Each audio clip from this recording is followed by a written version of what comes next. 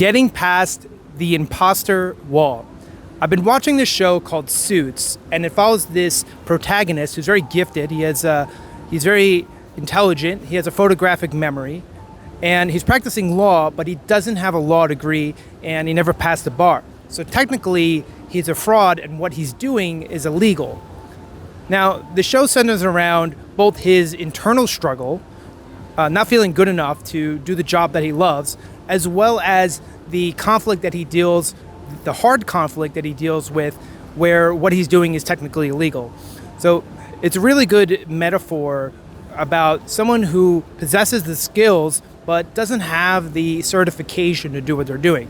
Now, this got me thinking a lot about both professional and personal, all the areas where we're looking for validation. We're looking for the validation of, when are we good enough to do the thing that we're trying to do? Like, sometimes we rely on credentials, sometimes we rely on people's opinions, people's views. Maybe we're trying to get those likes or those comments in social media, or maybe just the feedback from family and friends. And, how does this translate to the sense of someone who feels like, you know what, I am good at this, I should be doing this, and I really believe in what I'm doing. And it's kind of an intangible thing. It's not something where someone comes and says to you, oh, well, now you're good enough to do that thing that you like, whether it's a hobby or it's something professional.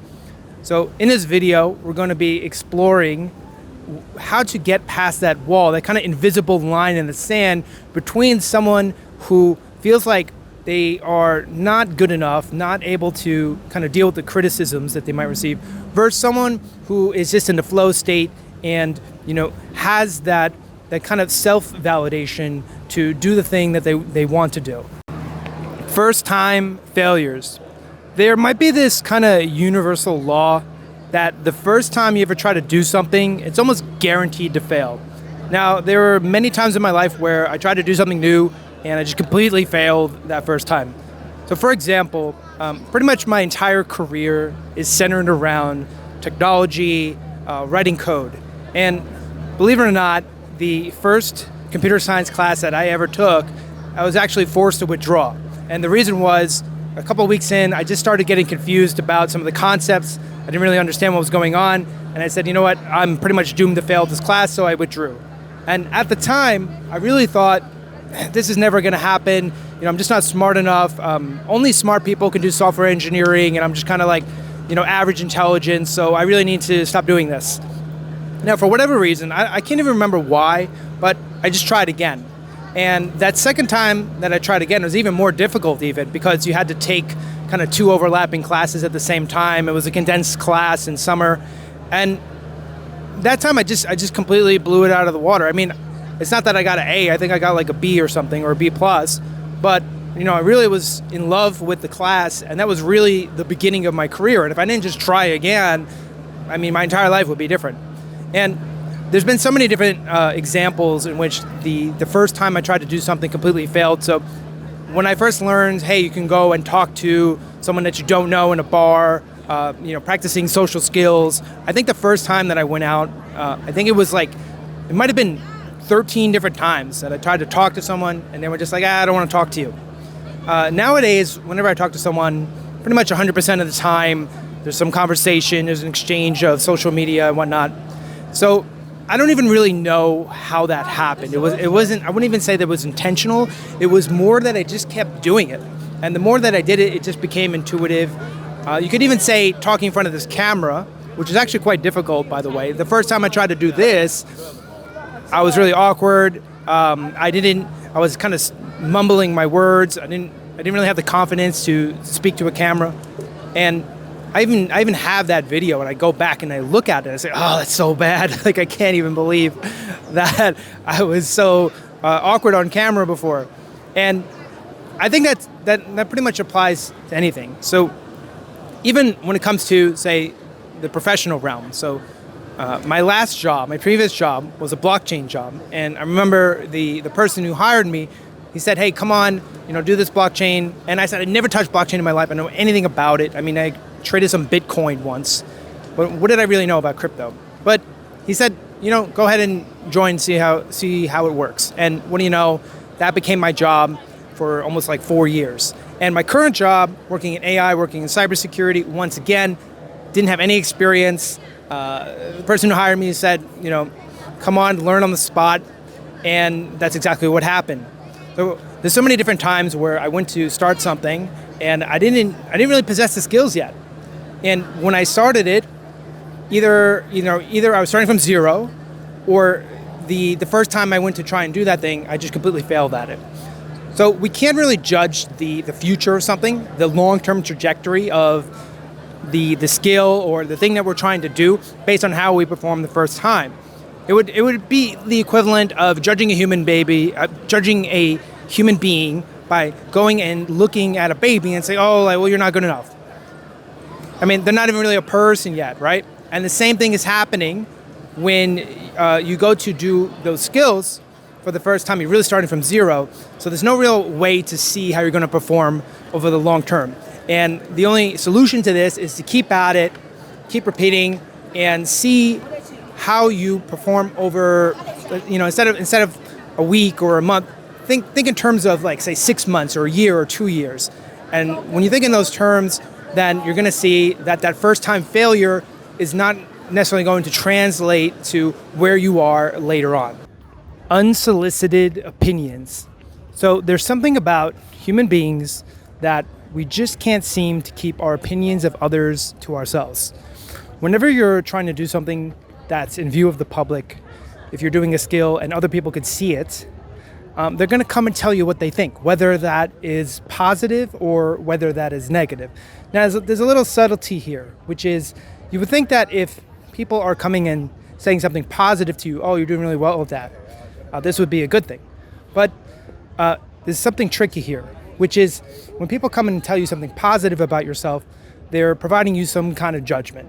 They're saying, oh, whether you're good or whether you're bad. But actually what you want, when you're trying to learn something, is you want no judgment at all. You don't want to know if you're good. You don't want to know if you're bad. You just want to focus on the task at hand. Now, I learned this to my surprise. So about a year ago, I started, I kind of asked myself, like, what's the last thing that I would ever do? So I started dancing Latin dance, bachata, and I saw it as a way just to kind of get out of the house. I didn't really consider myself to be a serious dancer. And I noticed that every time I would go there, I would never say anything. I would never say, like, oh, I think I'm good, I think I'm bad, or anything like that. And people would come and it would kind of like trigger people.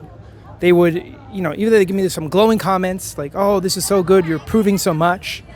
Or, I even had comments, someone basically told me, you shouldn't be here. So it was just a complete surprise to me, because for me, my motivation was always just, I just want something to do. Because I don't want to, why would I go all the way to Hong Kong and be in my house? Doesn't make any sense. And I never actually said that, hey, look at me, I'm a dancer. But, there are a lot of people there that take this very seriously. This is the thing that they do. And it got me kind of thinking about what are the things that I take seriously.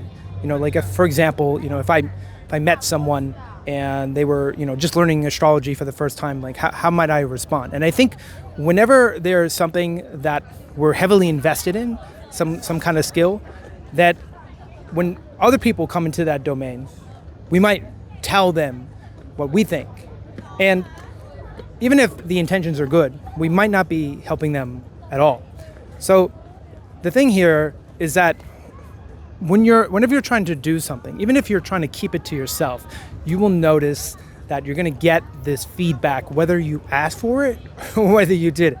And there's not really a cure here. I think the cure, if there is one, is really you gotta stay just focused ahead. Don't look at the side. Don't look to the right. Don't look to the left. Just think about, like, what are you trying to do, and focus on the passion that you have for this hobby or this talent, and only think of that.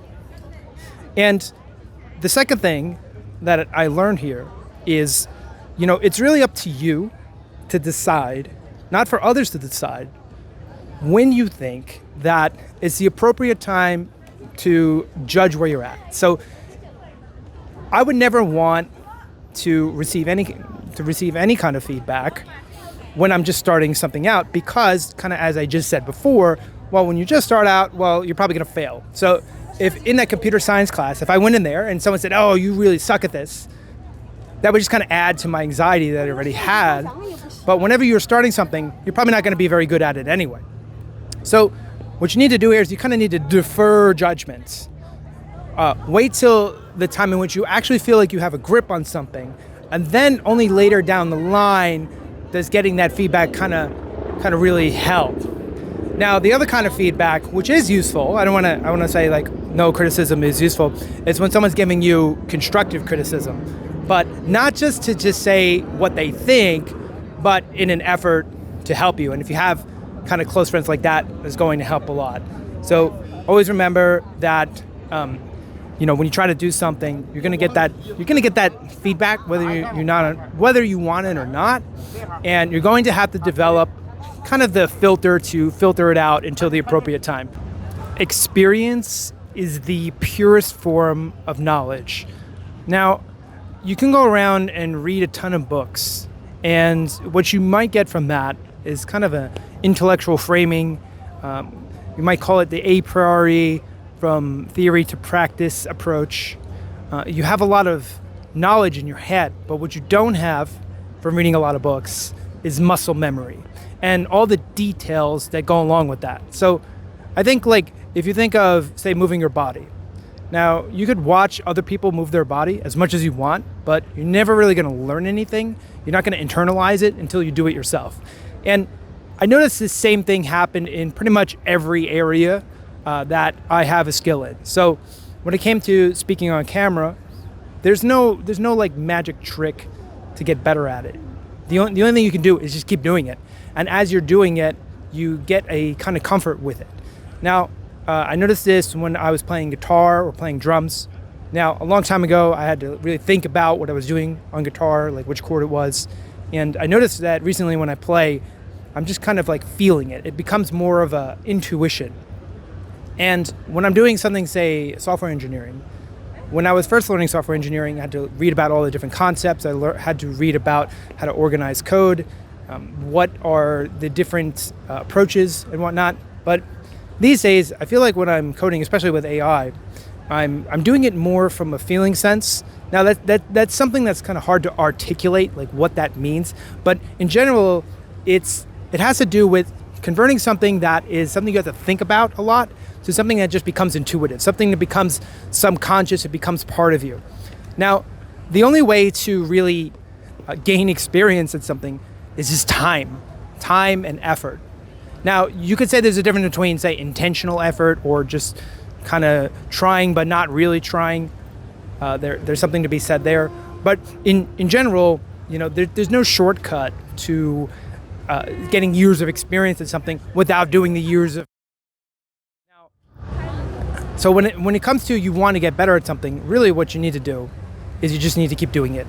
And you need to do it as much as possible over the longest time span as possible. And as you do it, you're going to notice it's going to become second nature, it's going to become intuition, it's going to become effortless. That's what you really want. When you're just kind of nonchalant about something, if you've ever seen someone that just seemed kind of cool, kind of unbothered, that's probably because they have so much experience in that area. They've seen it so many times that they don't need to think about it. Someone who's overthinking, we know they have the anxiety, they seem nervous, and you're only going to get around that by taking the thing that you want to do and just doing it over and over and over again. I know that sounds really boring. I know there's not really like a mind-blowing concept, but it really is that simple.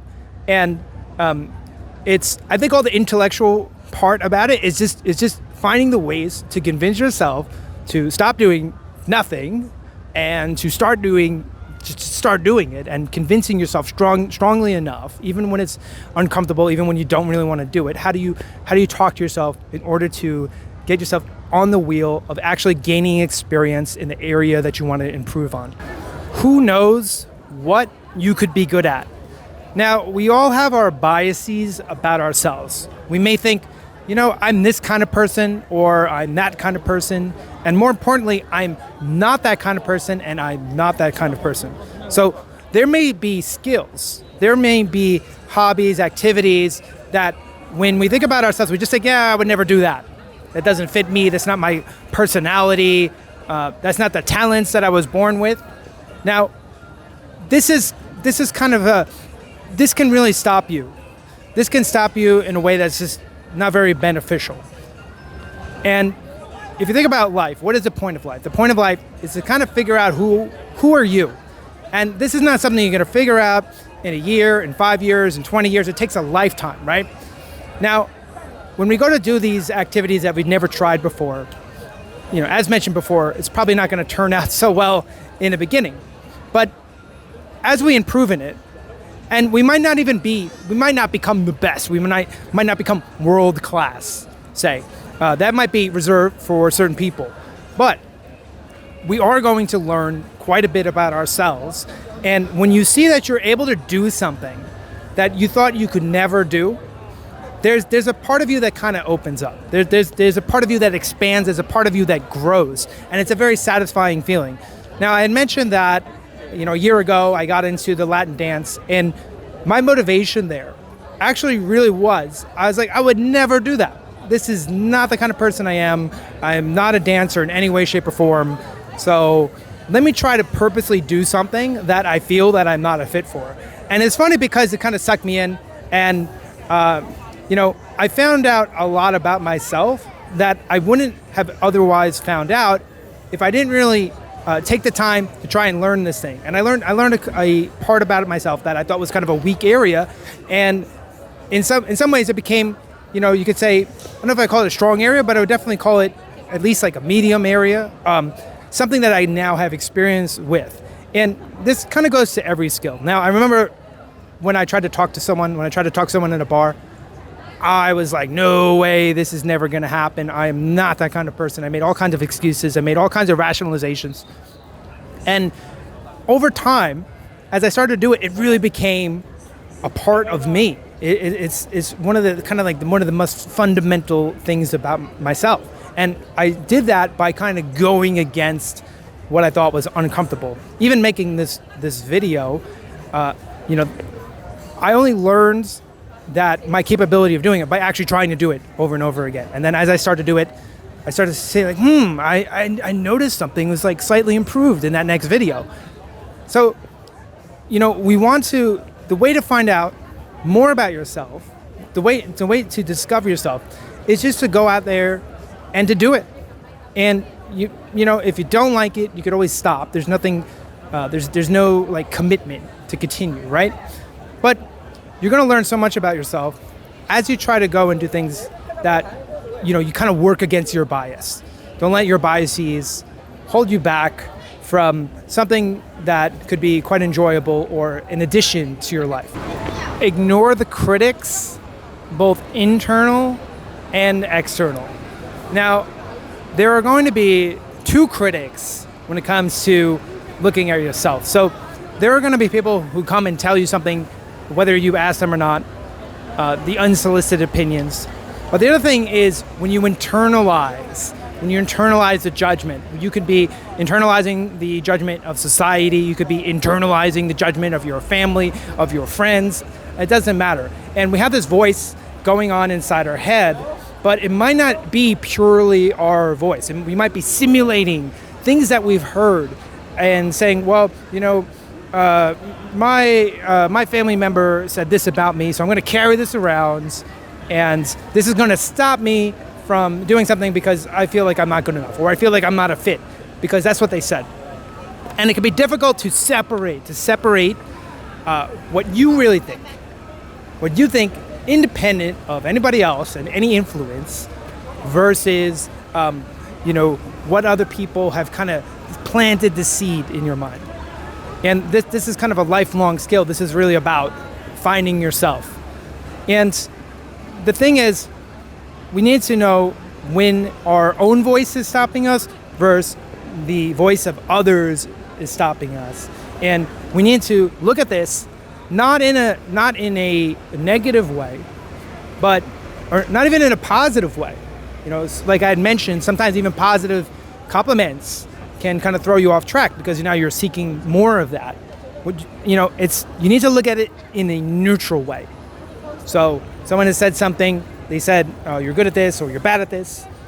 And instead of taking it in something that makes us feel good or something that makes us feel bad, taking that and just being neutral about it. Just taking it as objective data. And then when something is too extreme, when something is too positive, too negative, something is not in line with reality, ignore it.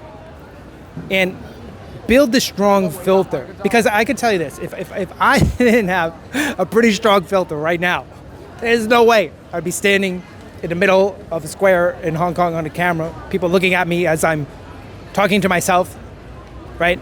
The only way is just to separate it, remove it, and then be firmly rooted in yourself, in your true self, not in your anxious self, not in your self-critical self, but in your true self. So, hope you guys go out and try something new today. Keep at it, and I'll see you in the next video.